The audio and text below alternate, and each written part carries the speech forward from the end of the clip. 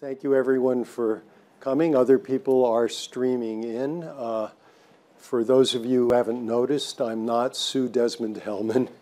Unfortunately, she wasn't able to be here. She was originally supposed to interview Scott Gottlieb, and I will take her place for that. And Scott, it's just wonderful to have you here. We're really honored and glad that you're spending time. And before we get into some of the topics here, our session is entitled Biopharmaceutical Industry.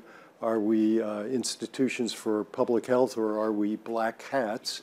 There's been a lot of discussion on that. But before we get into it, I just want to first congratulate you on your service and real leadership of the FDA. You had a very big impact in a relatively short period of time. And I know I speak for many of the people in this room in the biopharmaceutical industry who, with gratitude for your ability to move the FDA along in pace with the science, you were looking at things that had never been on the planet before and giving them careful evaluation, and we're grateful for that. So I might begin, I'm going to ramble a little bit with a question here, and it's in part reacting to much of the discussion we've had during the course of the day over numerous sessions. So there's been a lot of talk about the fact that despite the growing number of innovations from our industry, impact on heart disease, stopped a killer epidemic like AIDS in its tracks, basically curing hepatitis, vaccines preventing disease, vaccines for cancer. Despite all of these innovations that the public is so hungry for, our reputation has been in decline. And my set of reflexes when I look at a problem, I start to first think about it as a physician, and you're a physician, and like, what's the diagnosis? What's causing it? And what might we do to remedy it? So we've had a number of opinions, but I think people here would be very interested in hearing from you how this situation arose, that we became black hats, and do you have advice for us to get ourselves out of this situation? Well, you know, I don't think it arose, and thank you for your nice comments. I don't think it arose overnight, and I think it's going to be a slow evolution to try to change the trajectory of how people perceive the industry. But I think, you know, we need to take the concerns very seriously that consumers have, and it's not all driven by, you know, the media and the political class and some of the negativity, but some of it is. But I think it's underlying it is setting aside the anecdotes of excess that becomes sort of the how the industry gets personified sometimes inappropriately. I think underlying it is the fact that the things coming out of the industry are enormously impactful. You can quite literally alter the destiny of a child's life with some of the treatments that are coming onto the market, and timely access to some of these treatments and ready access to it can be transformative to a life. And when people feel that there are obstacles to that access, I think that creates a lot of anxiety and angst. And there are obstacles to getting access. I think if you look at some of the curative therapies that are coming onto the market, we have a pooling problem. You know, it's not necessarily a problem just with the way the products are being priced, but the fact that certain insurance pools are going to be able to sustain these costs, and certain insurance pools don't seem to be able to do that. And so if you're born into Medicaid, you might not get timely access to a gene therapy cure to a pediatric inherited disease versus someone who's born into a privately insured pool, and the destiny of that child can be altered for the rest of their life because timely access can help forestall a lot of accrued morbidity that is irreversible. And so I think that part of the you know, the anxiety created by what's happening in the life science sector, and that's feeding back into a negative perception of how companies are pricing their products and making them available. They're catching the blame for that, rightly or wrongly, and sometimes it's their fault too. Is a reflection of just how impactful the treatments are. You know, when the treatment was a high dose statin versus, you know, a medium dose statin, when it was, you know, you couldn't get access to Lipitor, but you can get Zocor. That didn't create as much anxiety as when it is whether or not you can get access to a treatment or even a curative therapy for SMA. That's a far different proposition. And then you have anecdotes of excessive behavior that feed on top of that and become sort of the poster child for that anxiety. And I think we also have structures in the market that are leaving people increasingly underinsured for drugs, whether it's Part D that's not fit for purpose anymore and is wholly outdated in terms of the structure, whether it's the pooling problem, whether it's the advent of closed formularies, which really were popularized by the Affordable Care Act, where people increasingly find themselves on formularies in health plans in the commercial market, where if a drug isn't on their formulary, they're completely uncovered for it, and what they spend on it, they're completely out of pocket for. It doesn't count against their out-of-pocket maximums. That structure really didn't exist before it was popularized in the Affordable Care Act, and whatever you say about the Affordable Care Act in terms of its ability to provide broader coverage to a segment of the population that were priced out of coverage previously, the trade-off was insurance features that also had to cheapen coverage in order to expand coverage, and one of the targets was the drug coverage. So I think we have sort of aspects of the market now that are leaving people sort of underinsured or in some cases uninsured for certain drugs. Superimposed on that, we have a market where the drugs that are coming to the market you literally can't live without. And so that creates a lot of anxiety for people who are sick, people who have relatives who are sick, or people who are worried about getting sick because of a family history or prior diagnosis. Right.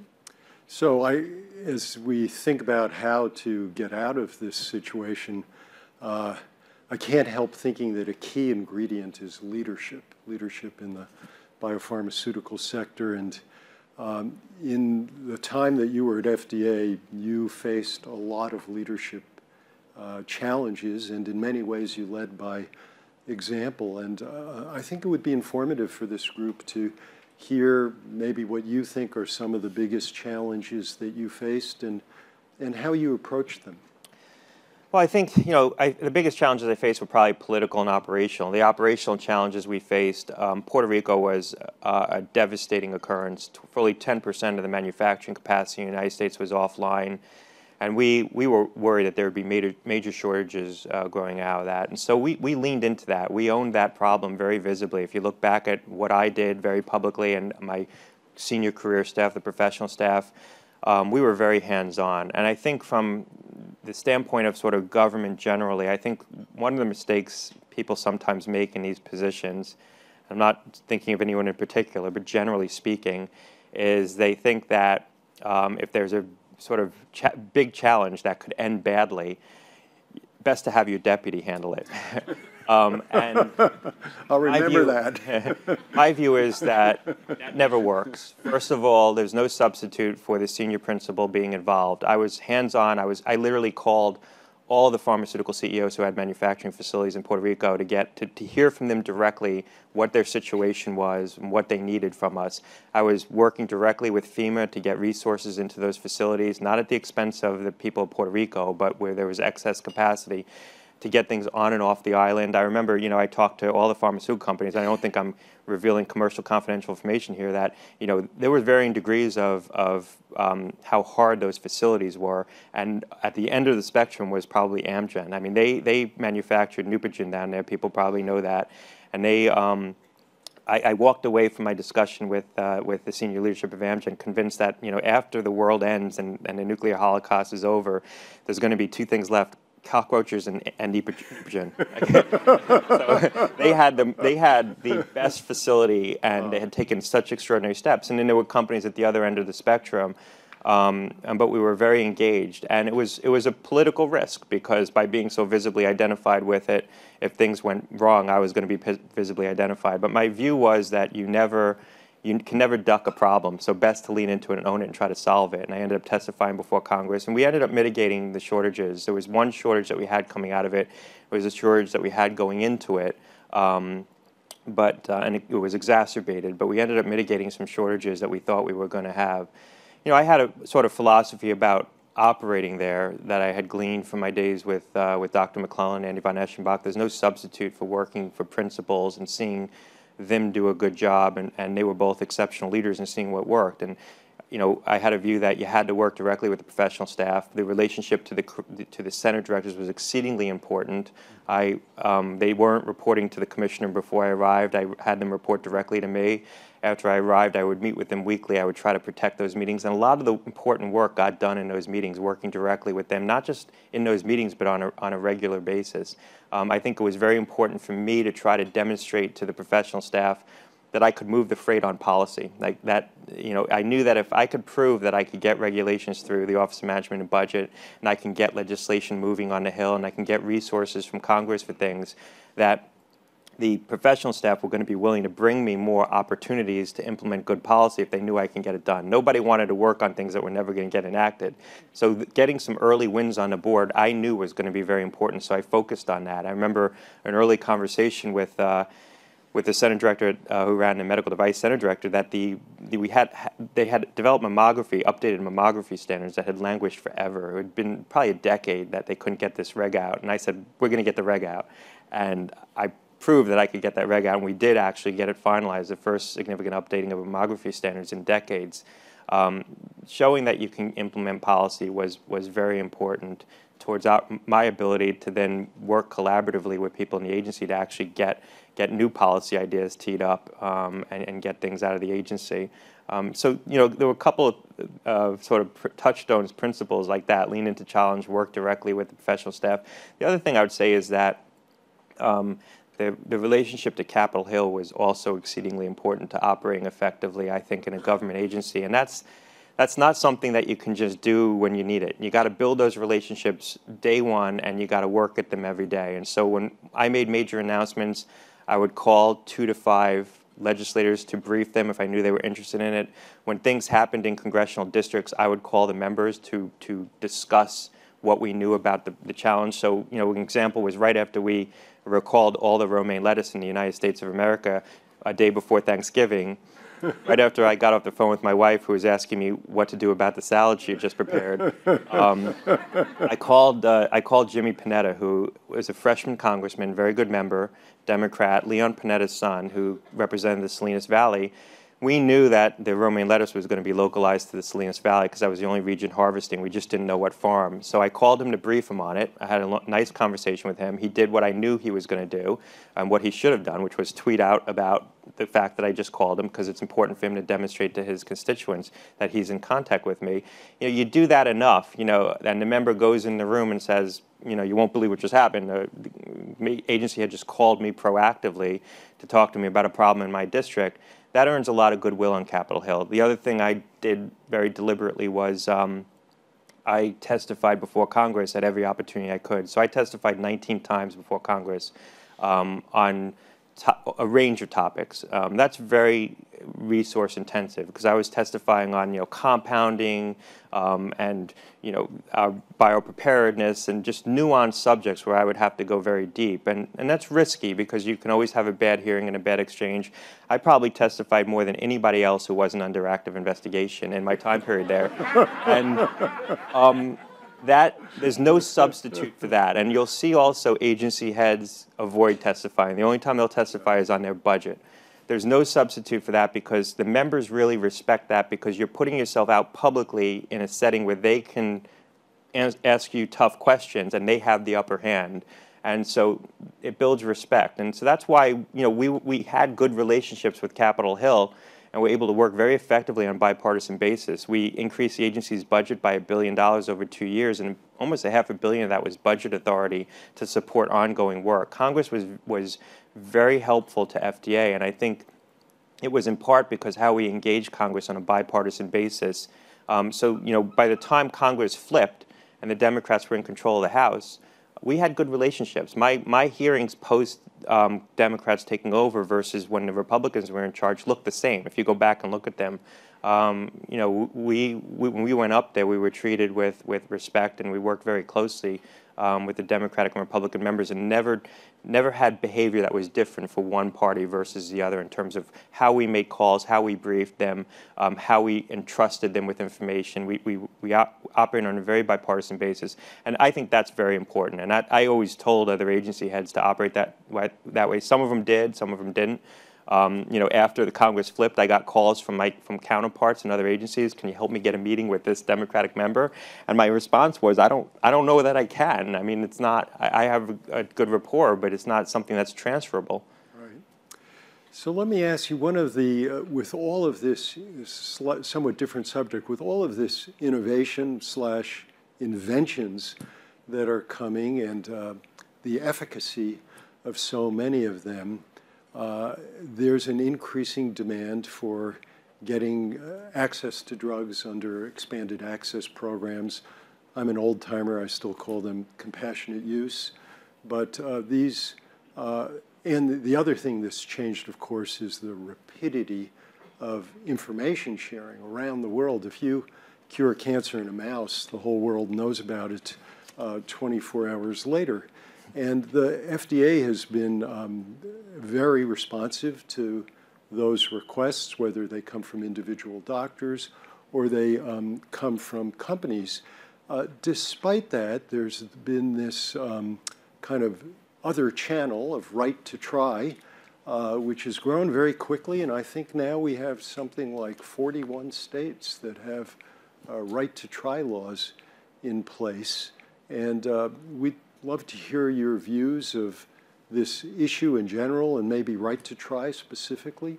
Well, it's been federalized now, so the federal law, I think, largely supersedes what the states have done. I have a picture in my office. I had it hanging in my office when I was at the FDA, and I have it in my office now. And I didn't have a lot of pictures. And it was of me, the Vice President, Kevin McCarthy, Chairman Walden, Chairman of the Energy and Commerce Committee at the time, in the room off of the floor in the Capitol, the House floor. That was a meeting where I had pushed for a meeting with those leaders to pitch a plan to try to come up with a House alternative to the Senate right to try bill. I had concerns around the Senate right to try bill. I didn't think it was a bill that was written really to become enacted into law. There were sort of technical challenges with it. I testified on this before Congress. I was upfront about what I thought were the challenges of that bill. And I wanted to be able to work on a bipartisan basis in the House to come up with an alternative because there was a lot of momentum from right to try. It wasn't just from the administration. People forget the right to try bill in the Senate passed by unanimous consent. So there was Democratic support for that bill as well. We worked to come up with an alternative to the Senate bill that I think addressed many of the challenges with the Senate bill. And it was put up on suspension on the House floor, so it needs to have passed by 2/3 of a vote. If it had passed by 2/3 of a vote, it would have been probably the de facto legislation. There would be no reason why the House would then go and pass the Senate bill if they just passed their version of the right to try bill by 2/3 of a majority, a supermajority in the House with Democratic support. And the weekend before that bill was going to be put up for a vote, a lot of the groups that were concerned around right to try just completely banged on it and killed any chances of that passing with anything more than a slim sort of partisan majority. And I told the groups at the time that it's not that you're going to end up with no right to try bill. If you knock down the House bill, you're going to end up with the Senate bill. If you pass the House bill with a big majority, you're either going to end up with the House bill or you're going to end up with no bill because there'll be an impasse between the House and the Senate that's not going to get resolved in a conference committee because there just isn't time to do that, to work something out in conference. And they didn't listen to me. They didn't believe me. They banged on the bill. They knocked it down, and you ended up with the Senate bill. I thought it was wholly predictable that if the House couldn't pass this bill, there would be pressure to then pass the Senate bill. That's, in fact, what played out.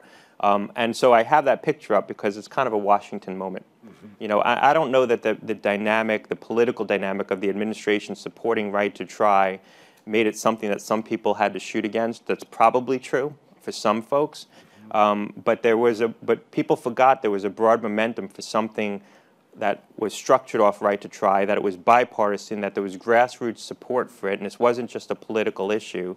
And what you want to do in that situation is get the best bill possible. And I think that House bill that we had worked on, that we had worked very hard to try to get permission to shape, was the best bill possible. And it unfortunately fell victim to, I think, politics that weren't well thought out about how that would ultimately play out if that bill didn't pass the House on suspension.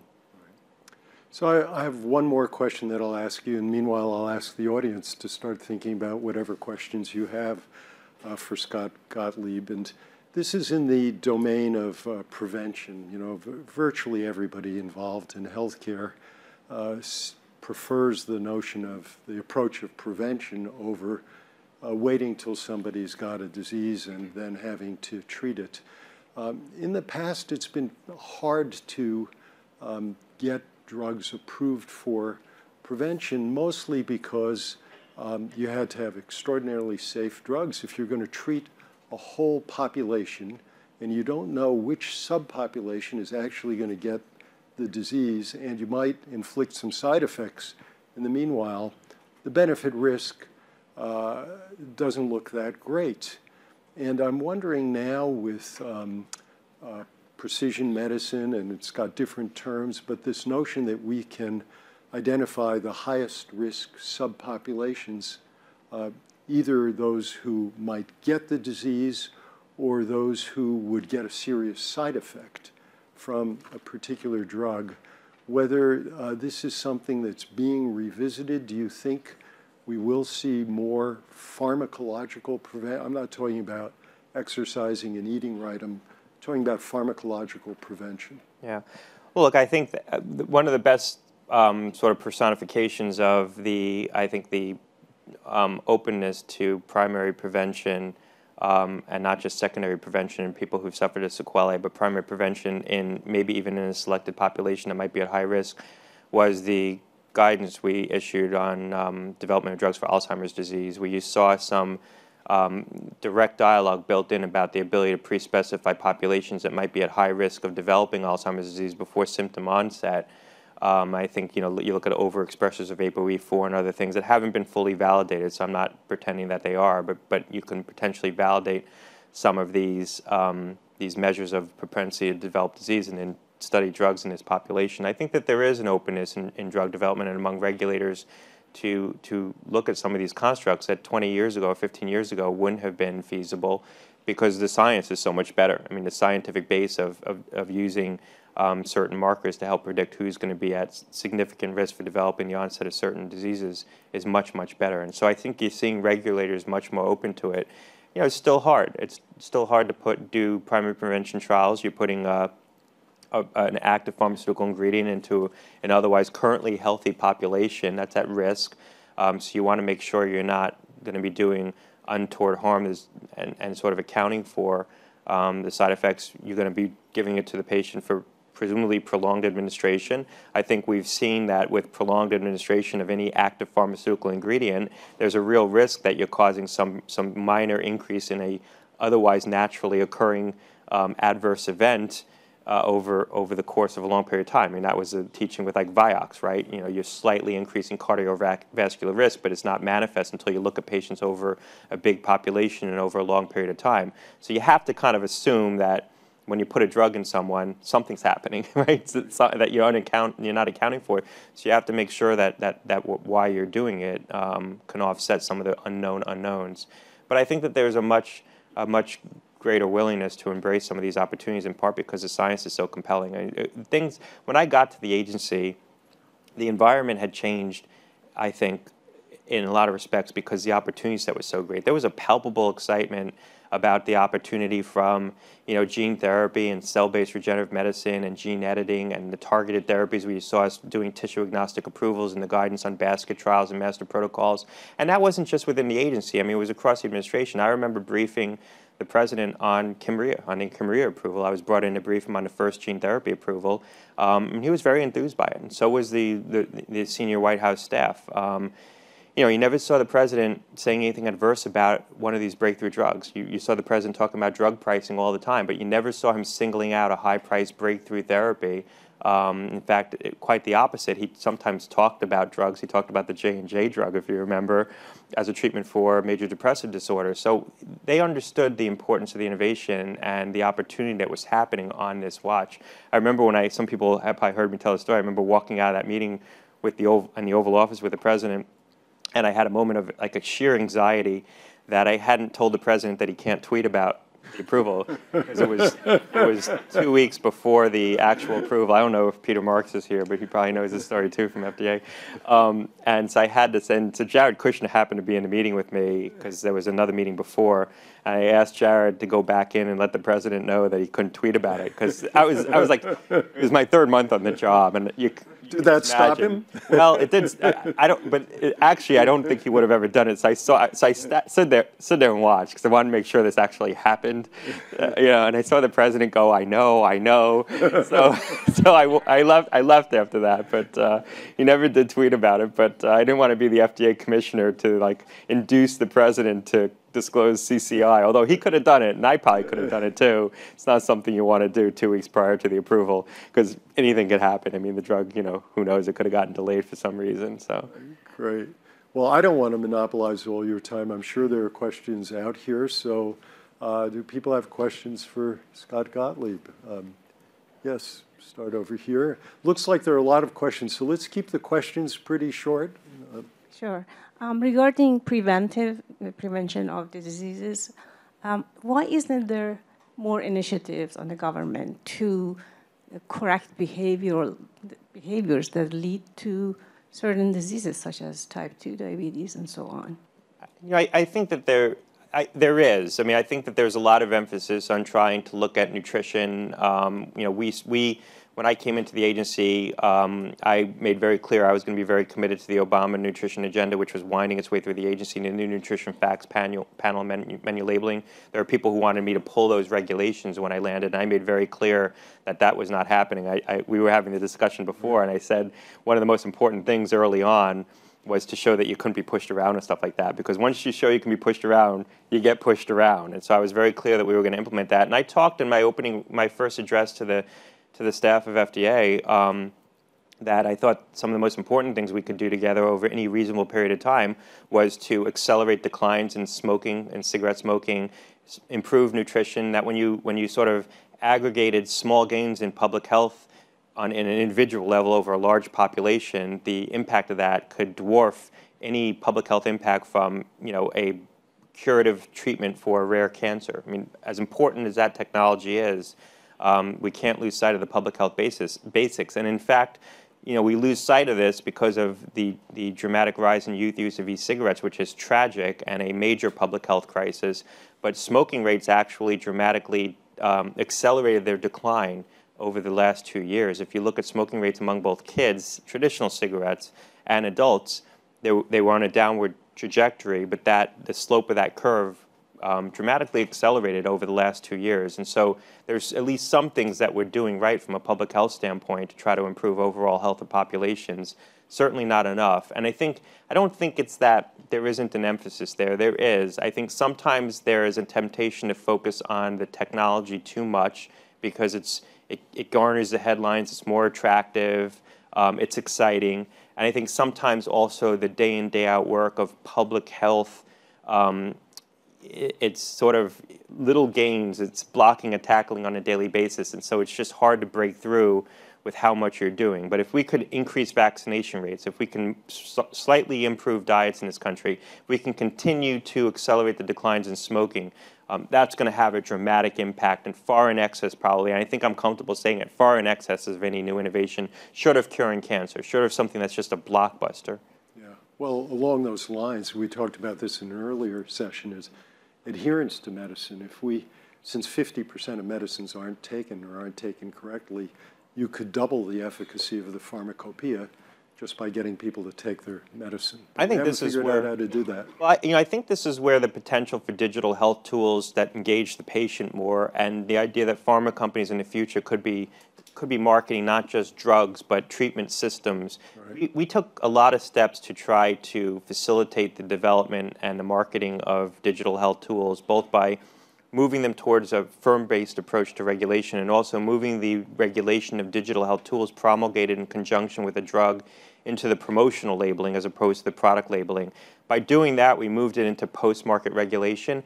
We thought that that was going to help facilitate more drug companies getting into the business of trying to develop digital health tools that could collect post-market information, can help engage the patients, maybe deliver some cognitive behavioral therapy in conjunction with the drug, serve as compliance tools. We haven't seen that. I think in part the drug companies have struggled to come up with digital apps that patients actually use and engage with. What you see traditionally is a people use it, it falls off, and then you see like 10% stick with it. Right. It could be that 10% represents the adopters, and that will grow over time as the people who are using drugs become more facile with digital health tools generally. I mean, my parents don't use it, but I would use it. Or it could be that we're just not designing them right and marketing them right. But I think we need to crack that, because I do think that's a real opportunity. Yeah, right. Other questions? With our increased understanding of the molecular basis of common diseases like Alzheimer, like diabetes, and so on, we understand more and more that the precursor is aging. So people like David Sinclair from Harvard and others, they are advocating that the agency should begin to think about whether aging can be named as a disease and open up then development opportunities. That's what he's saying clear. A lot of people laugh about it, but from the biology and chemistry, there's no reason to see aging, even to consider aging not as a disease. Well, I mean, I'll let you comment on this too, but I'll just say, look, with the agency, so people have contemplated the idea of, sort of not discrete clinical outcomes, but constellations of symptoms as endpoints in trials. And it's a hard thing to do from a regulatory standpoint, because you've got to define the features of aging, and you got to show effect on those features of aging. So could you come up with a composite measure of aging that really all are innate to the aging process, that you can show effect against all those features and come up with a label that says you impact aging? I'm sure that's possible, but I'm not sure that that's going to be something that people want to engage, at least for the time being, because you're going to have to show effect on features. First, you're going to have to really demonstrate that certain features are features of aging and not of other discrete organic physiology or conditions, and then you're going to have to show effects on all of them. And so I think we'll get there, but I think you're going to see for the time being people who have products that they think can affect features of aging that are all correlated, choosing to focus on those features and showing the clinical effect there, whether it's certain aspects of cardiovascular health or biomechanical health. It reminds me a little bit of the drug modafinil. Modafinil wanted a general indication for alertness. And so they studied, for most of you know what it is, it's in this audience, this is like the Go pill that the Air Force uses to keep their pilots up in the air for like 2 weeks at a time. And so they studied multiple situations where alertness was the sort of critical feature. It was like sleep disorders related to shift work. I forget the others at this point that they studied, but it was situations. It wasn't narcolepsy. It was situations where people lost their alertness because of a lack of sleep. And they ultimately didn't get the indication for a variety of reasons. I think it's hard to, not least of which was that it wasn't really clear that all of those different circumstances related to some measure of alertness. So I think it's going to be a longer way off, but I think the opportunity set's there. But it's going to take more development work for all those who are taking, metformin in the room. So since you invited me to join you in thinking about this, so I think that there may be some diseases that are really almost a disease of programmed aging that we have in our DNA set, and others that aren't. So cardiovascular disease, for the most part, is a disease of the blood vessels with atherosclerosis. It's not a disease of the parenchyma of the heart. And Alzheimer's disease, and maybe this hypothesis is not right, but seems to be something external to the neurons interfering. But if you look at, for instance, the disease I've spent a lot of time on, osteoporosis, people start losing bone around age 30. They're in the prime of life, and the bone starts going down, and then after menopause, they lose much more. And a parallel kind of thing happens with muscle as well. And that doesn't have the same feel to me because that's something happening to the actual tissue, to the parenchyma. And so it could be that approaches to that would be different for the aging diseases, but I think we're not there yet in terms of the understanding. So another question here. No, Alan? Yeah. So just to follow up on that, in terms of defining age, I gather through the use of surrogate endpoints and the validation of the surrogate endpoints. And there are actually very few validated surrogate endpoints in our armamentarium, LDL being one, HbA1 being another. But, you know, I don't think there are more than 5 or possibly 10. So the question really is, because it is so difficult and onerous to validate a surrogate endpoint, how are we going to actually address these kinds of issues that, short of doing a study over a period of 10 or 20 years, and the only reason why we have, I gather, these surrogate endpoints is because the studies were done and shown retrospectively that actually bringing down HbA1 by 0.5% or blood pressure or LDL actually translated to better outcomes. So it's kind of, in a way, a catch-22.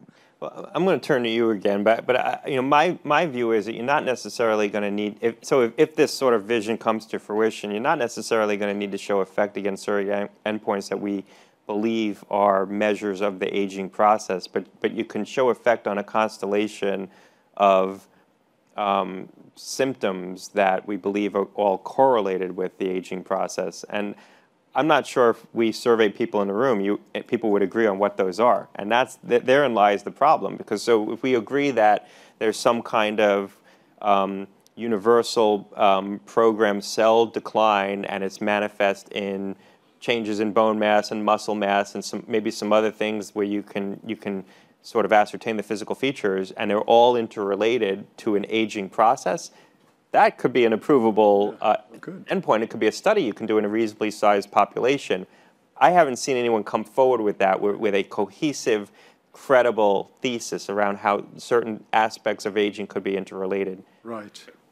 Well, no, I agree completely with that. And then kind of, if you take what Alan has said, there are also examples like good cholesterol, HDL, where it hasn't panned out that the surrogate has predicted, or at least not the notion that you could intervene and raise that surrogate would be cardioprotective. So that's, I'm now imagining that that's the reason that insurers and maybe the agency really want an outcome and not just a surrogate, because we've been burned somewhat in the past. It's really hard to nail down these surrogates with correlative data. Ken. So I'm going to try and put together a couple of things that we've just said and see if I can ask you a question you probably don't want to answer. And that is... Never preface a question like that. I'm going to do it anyway. Gives me an out. Well, I'm giving you an out. So we've talked about the fact that patients don't take their meds. We've talked about the fact, and that creates their own problems, and they have diseases they'd rather not do anything about it, or they don't for whatever reason. We've talked about right to try, where actually I testified after you at that panel, and had I heard from what you just said, I might have done it differently. But that's a different story. So right to try is a political will to get more access to experimental medicines, therefore increasing the risk associated with taking the medicines. And some group of people in the political sphere think that's what they want to do. That's what they're saying, right? Pre-approval access. We know about the costs of medicines, especially for things like highly prevalent chronic diseases where it's almost overwhelmingly burdensome, and people therefore are increasingly not developing new medicines for the highly prevalent chronic diseases. We've talked about Alzheimer's, we can talk about obesity, diabetes, whatever we want. So we've got all these facts, and then we have 0.05 and the agency acting as in loco parentis, right? Setting a standard almost higher than anybody else. So my question is, given the fact that everything's weighing against the development of new medicines for highly prevalent chronic diseases, A, should 0.05 exist, and B, what can the agency do to help change the levers? So your comment on surrogate endpoints is really valid. I'm in the Alzheimer's space. Biomarkers and things can only be validated by doing something against clinical endpoints. We're never going to do that in a small company. That's 10 or 20 years. So how can the agency help change the levers of drug development for diseases in a way that might involve changing some of the agency standards or approaches, but can get these medicines developed, and we can follow them. I think the agency, the approaches that the agency's embraced have undergone a dramatic transformation in a short period of time, and it's not about changing the evidentiary standard. I think it's about changing the way they allow products to be developed and the kind of information that they're willing to rely on as a basis for approval, recognizing that in many cases you can have a different construct that can give you the same level of certainty around the statistical outcome, or almost the same level of certainty, because of the way the products are being developed, because of the tools you have, the better tools you have for evaluating information, and because of the kinds of products in development.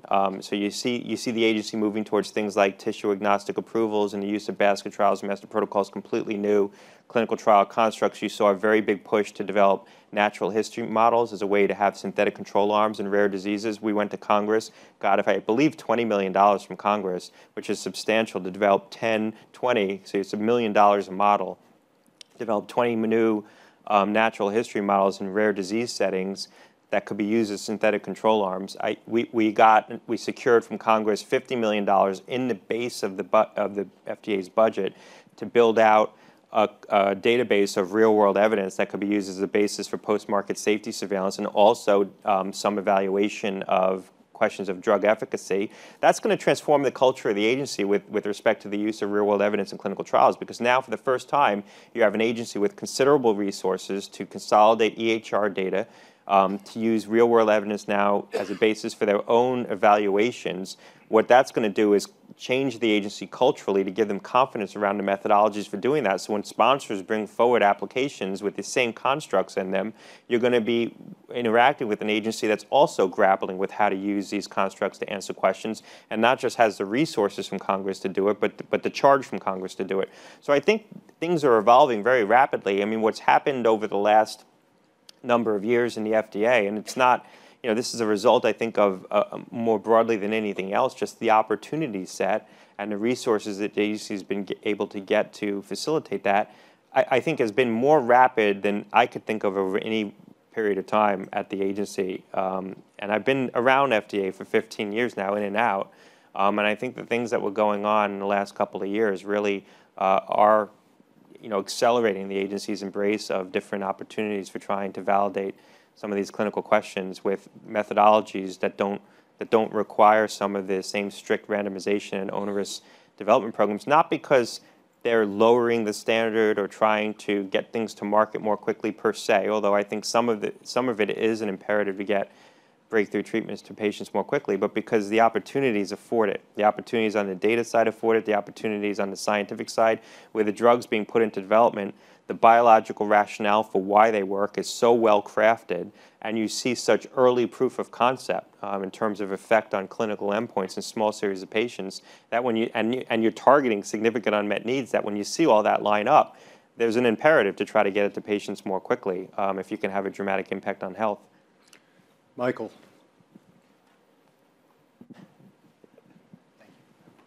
I think it's been a very intriguing 4 or 5 dimensional dialogue you've had there. It's very stimulating at the end of the day. I thought I'd just add one perspective and see if the two of you could comment on aging. Aging is also a normal process, right? So we tend to treat disease where you are displaying symptoms or deterioration from a normal population. So I think if we want to go into aging, we have to decide, what are we trying to accomplish? Are we trying to treat those that have accelerated symptoms of aging, or are we trying to redefine what is a normal lifespan of a human being and what to treat when? So I'm kind of keen to hear your thoughts, because you could also argue that you want to see at 40 years of age, leaders of companies having increased memory function at the time when you can impact society most, maybe, or young people having increased muscle mass, because aging is part of a normal process. So I think it's a more complex question, but I was keen to hear your reflection on how we should approach that ethical problem on what is part of normal life and where should we put our innovations. Well, I think the ethics only come into play when you're trying to sort of give someone a capacity beyond what is an innate human capacity, there's sort of difficult questions around that. But if you're trying to reverse an aging function that's leaving someone less well off or somehow diminished in some way, I don't think that there is going to be a barrier to doing that from a regulatory standpoint. I don't think there's going to be a barrier to doing that from an ethical standpoint. You know, some of the things when you get into questions of giving someone some advantage from a sort of mental capacity standpoint, you think of the movie Limitless, you know.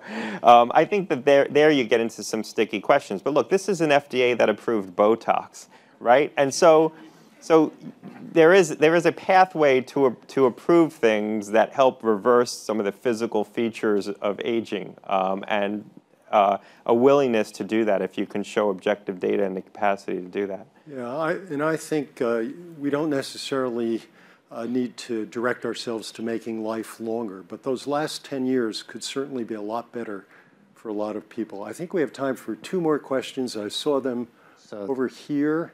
We'll take 2. Sure, I can hardly see you because of the lights. So. Michael Aberman from Quintus Therapeutics. Hey, Scott, how are you? How are you? I have a question about biosimilars. I know you've written a bit about that and what Congress can do. I sort of feel like our industry shouldn't be fighting biosimilars. Drugs have a natural life where you can get profit, and after that, the bargain is supposed to be you give away your monopoly. And so I wanted maybe you to comment on biosimilars, and do you think there'll be a market-based solution? I know Elizabeth Warren talks about having a government-owned generics manufacturer. I tend to think venture philanthropy, perhaps not for profit, biosimilar manufacturer, both funded by philanthropy and potentially government, could be a useful thing here in the United States when drugs that have been in the market for 20 years don't have biosimilars available and still sell hundreds of millions of dollars worth. I think we're at a sort of delicate period right now where there's a lot of people arguing that the market for biosimilars has failed. We should just give up on it, go to administered pricing. And I think the market for biosimilars is very robust relative to where I think realistically it would have been. I think people's expectations were off. But if you look at the experience with biosimilars now and the penetration, the physician adoption, the savings being accrued to consumers, it dwarfs where we were in a similar period in the life cycle of small molecule generic drugs. I mean, the early days of Hatch-Waxman, there was no adoption. Physicians didn't want to prescribe them. It took years and years to get to the level of generic substitution that we're at now. So we're much further ahead in the life cycle of biosimilars. Now, there's still impediments. I think most of them are commercial. I think the existence of rebates on the incumbent products provides a market impediment to the penetration of the biosimilars.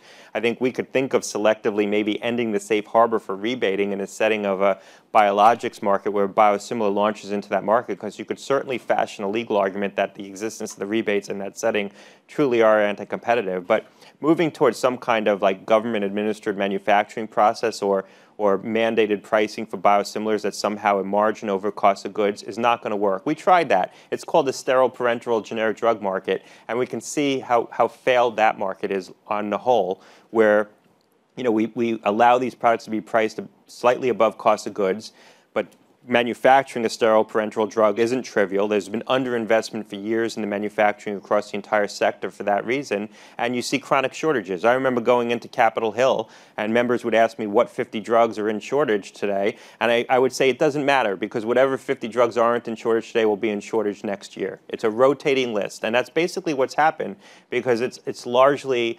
a challenging sector because we've allowed it to be priced something slightly above cost of goods. So try now doing that with complex biologics, where you're going to incentivize a lack of investment in manufacturing over a prolonged period of time for things where the manufacturing isn't trivial, and you want prices to be able to adjust to changes in the manufacturing and the market, and you want people to be able to invest in new efficiencies in manufacturing, and I think you're going to have some of the same problems. And so I think the biosimilar opportunity is still a tremendous opportunity. I think the market's going to succeed, and I think we all have to defend it, because that really is the response, I think, to people who complain about the pricing of the incumbent drugs, that you're going to get competition on the market, and there is this sort of delicate balance.